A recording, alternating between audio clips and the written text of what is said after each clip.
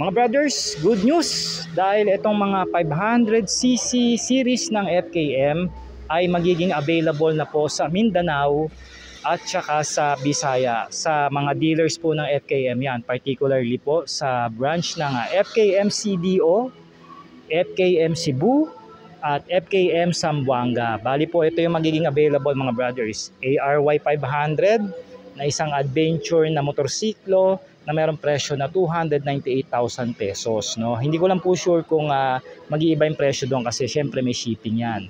Ito namang ating Express 500 Cafe Racer o Racer yan. May presyo po yan na 268,000 pesos. 500cc rin yan.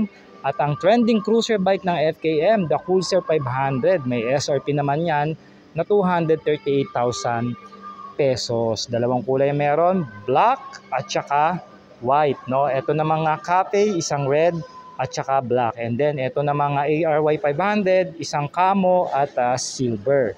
And then ang kanilang scrambler bike na 500cc, the Express 500 SC mga brothers, may presyo naman ito na 278,000 pesos. No, sabi ko nga, syempre pagdating doon sa mga dealers dahil may mga shipping fee yan, baka tumaas po ng konti yung kanilang mga presyo. And by the way mga brothers, pwede ko po kayo matulungan dyan sa mga kababayan natin, ang mga brothers natin taga Bisaya at Mindanao na sinabi ko mga branches. Kung maglalabas po kayo ng terms, pwede po natin idaan ng Cebuana financing po yan mga brothers. Once again, magiging available daw po ito sa dealer nila dyan sa FKM CDO, FKM Cebu at FKM Zamboanga. So yung mga brothers nating taga dyan sa area na yan, ayan, kung nag-ano talaga kayo na maka-avail ng mga motor ng FKM at isabay pa sa iba pang mga model nila, ayan, available po, no?